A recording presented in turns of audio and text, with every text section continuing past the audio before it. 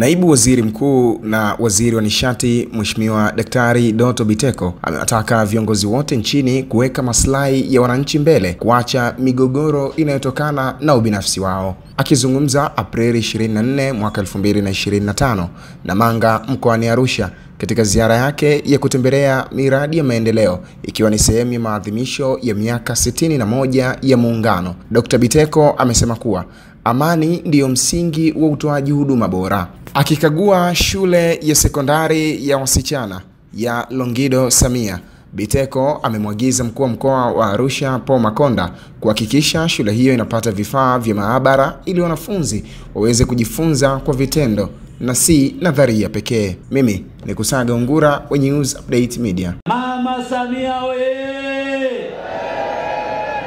Nimekuja Arusha, nimekuta ni mkoa wenye utulivu. Mheshimiwa mkuu wa mkoa, nalizungumza hili kwa sauti na uwe mfano kwa viongozi wengine nchini. Ndugu zanguni, tukiwa na mkoa wenye utulivu, tutawahudumia Watanzania hawa.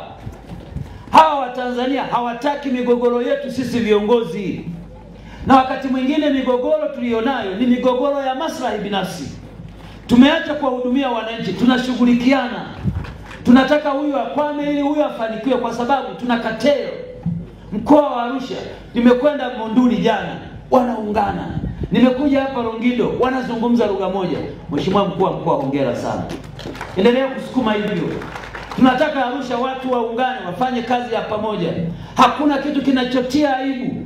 Unakuta kiongozi umepewa nafasi mahali fulani, ama wewe una cheo mahali fulani, badala ya uzungumze shida za watu, unazungumza watu, huyu kwako mbaya, yule mbaya, huyu mbaya. Wewe ukiulizwa uzuri wako huna cha kuonyesha. Nataka niwaombe watu wa Arusha, watu wa Monduli, watu wa Longido, viongozi tuliopewa nafasi, mteja wetu wa kwanza awe mwananchi, mteja wetu wa pili awe mwananchi, mteja wetu wa tatu awe mwananchi. Hawa wananchi ndio wanatupa uhalali wa sisi kuitwa viongozi. Ni kwa kodi zao tuko hapa. Ni kwa sababu wanalipa kodi tujenge nchi yetu. Maono ya viongozi wetu wakubwa, rais wetu na wasaidizi wake, makamu wa rais na waziri mkuu na viongozi wengine, wangependa kuona tunawaondoa Watanzania kwenye umaskini. Hatuwezi kuwaondoa Watanzania kwenye umaskini tukihubiri chuki na migawanyiko miongoni mwetu.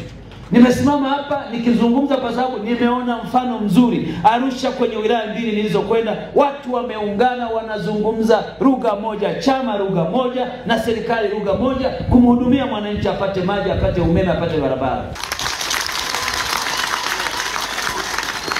Ningetamani kuona na viongozi mahali pengine tuige mfano huu wa kuunganisha wananchi, tulete maendeleo kwenye maeneo yetu.